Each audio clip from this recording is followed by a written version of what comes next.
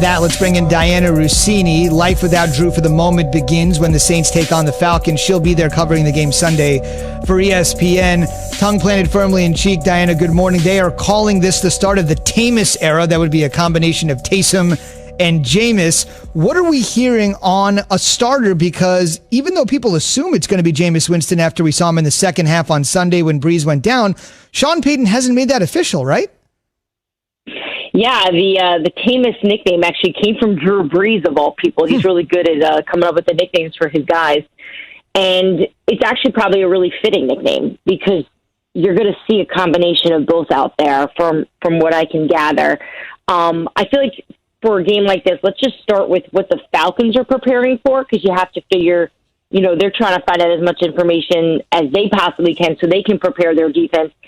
And I can tell you from talking to them yesterday, their defense is preparing to see Jameis start with Taysom Hill in just a lot of packages. We know how they use him as a weapon in all different parts of their offense. And, just circling back to when Jameis Winston was signed, Zub and I remember having a conversation right after the signing, actually, with Sean Payton about why, because granted, it was a good deal for them in terms of that contract. It just didn't make any sense to me. Why would he bring Jameis on when, we saw Jameis have so many struggles? And Peyton didn't think that a lot of the struggles really were going to fell on Jameis. He felt like he could fix a lot of those, and he was almost invigorated and energized by this idea that he had this young quarterback, fairly young quarterback, that he could help him minimize those turnovers that I think Sean Payton has proved over the years. Whenever you plug in a quarterback that's not Drew Brees, they've been really efficient. And I covered them last year when Teddy Bridgewater took over. I covered them for all 5 of those games when they went 5 straight. And I will say this is what makes the Saints locker room one of the strongest and best, and Key, I know you probably know about them, is they are able to step up in the spaces that they need to when they know their guys are down. And while Teddy did a good job, and Teddy's so well liked, that the entire locker room changed when Teddy stepped in a great way, and they were playing better in some cases actually than when I'd seen them with Drew Brees. So now you have a situation where you have Jameis Winston, you're going to have Taysom Hill out there, where they're familiar with Taysom. I expect these guys to step up.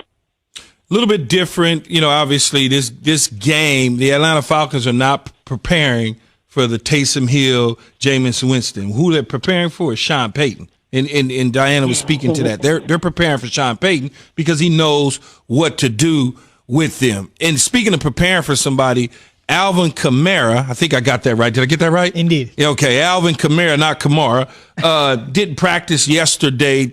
Can you give me a little insight on what's going on with him? Yeah, so Al dealt with some injuries this season. We saw him deal with actually a lot of injuries last season. So he's been really conservative with the amount of practice. But I did speak with people yesterday in New Orleans, and they said this isn't going to be an issue. Alvin's going to be out there. They're going to need Alvin. Obviously, we know it's an all-hands-on-deck situation here without Drew Brees being there. But this isn't something concerned from the football fan perspective, but also from fantasy football players out there who I know are probably staring at every single update on his health. Alvin Kamara should be good to go on Sunday against the Falcons at 1. Diana, let's stay in the division. Teddy Bridgewater is dealing with some knee soreness. What can you tell us about his availability for Sunday's game against the Lions? So, Key, you know how it goes with injuries. You can talk to 10 different people, including the person injured, and you get a feel. You get different feels from everybody, right? Because the player always wants to play. So yesterday when I just talked to Carolina a little bit just to get a feel, I kept getting the same answer, actually, which was this is day to day. In fact, the quarterbacks didn't even know who was going to be the starter and who would be the starter if Teddy can't go.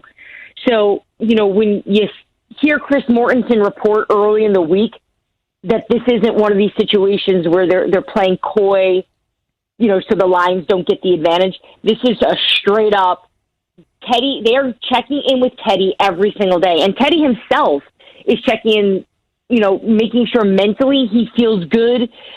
His movements in practice, he's obviously meeting with the trainers and going over things with the coach.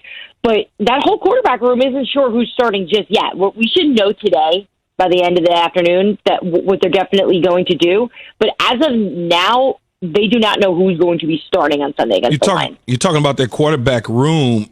I know Will Greer from West Virginia, but who is P.J. Walker? Can you give us a little bit of insight on these guys? I'm so glad you asked me that. So I covered the XFL, which feels like 17 years ago, but it was like 6 months ago. And P.J. Walker, and you're going to laugh when I say this, but I mean this, the headline in Houston, which is where he played, he was on the Houston Roughnecks, the headline after 3 games was, P.J. Walker is the Patrick Holmes of the XFL. His ability his vision, the chemistry he was able to build with his receivers as quickly as he was able to do was so impressive. And the only reason why I think he actually can make this jump into being a starter and having success, which we've seen him out on the field a little bit this season when Teddy's been hurt, is he played with Matt Rule, Carolina's head coach, when he was at Temple. And I remember talking to PJ during the XFL season, before he even joined Carolina, and he told me his number one mentor, the person he spoke to every day, was Matt Rule. And then the XFL collapses, free agency starts, and then who winds up on the roster? P.J. Walker with Matt Rule. So if there's anyone that's going to be at least comfortable running an offense that Matt Rule is running, it's going to be P.J. Walker. So I don't think this is a situation where Carolina fans have to jump off a cliff if Teddy's not in there. I think P.J. Walker has the ability to do it. Keyshawn, J. Will, and Zubin, presented by Progressive Insurance. Diana Rossini joins us via the Shell Pennzoil Performance Line. This is my first reset because Key always does resets. I'm glad I finally got one in. Boom. Diana, let me ask you about the last time the Titans and the Ravens played was last year's playoffs. A lot of injuries on both sides. Both teams are trying to find themselves here. Tell us about what you think about those two. Well, these teams are a little different this year compared to last year. Let's just talk like the superficial stuff of just momentum, right? Do you guys remember how hot the Titans were last year? They had just beaten New England in the wild card. It was the first round of the playoffs. The Ravens were coming off a week of rest.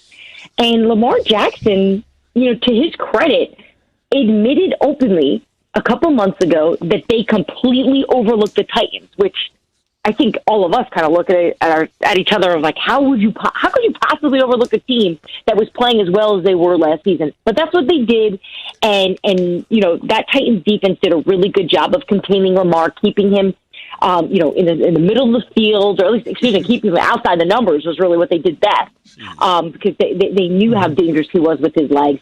But I think this time around, this is a kind of game where Derrick Henry has the opportunity to really explode. And the injuries is definitely going to be the storyline, guys, headed into this, because both teams are dealing with significant. I mean, I think the Titans had 11 players not practice yesterday. It's insane. And the Ravens are dealing with it as well. So you're going to see some unfamiliar faces out there. But in terms of the game plan against each other, I think you're going to see a lot of similarity from what we saw last season.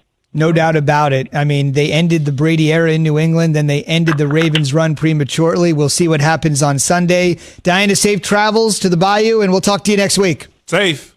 Thanks, guys. Thanks, Di. Great stuff. Say, man.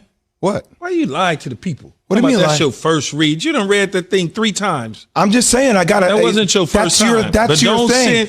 Don't send that narrative to people as if I'm hogging all the reads. I watch you reset interviews 3 times during one interview. Because that's what you're supposed to do, but to give the people in the car an idea of who the hell you're talking to, because they're just getting into the car. All right. Let's do one more of those by going from A to Z.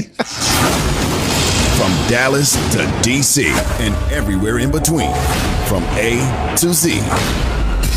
Jay, if it's okay with you, I'll handle this one. Is it okay? You got it, bro. You got it. From A to Z is brought to you by Redbox. Redbox has new movies at the box and streaming on demand. Don't miss Unhinged, starring Russell Crowe. Visit redbox.com for all the ways to watch. This is just a one-off here, fellas, from A to Z. We said we were going from Dallas to D.C. Let's start in Dallas. Andy Dalton admitting he had a double dose concussion followed by COVID.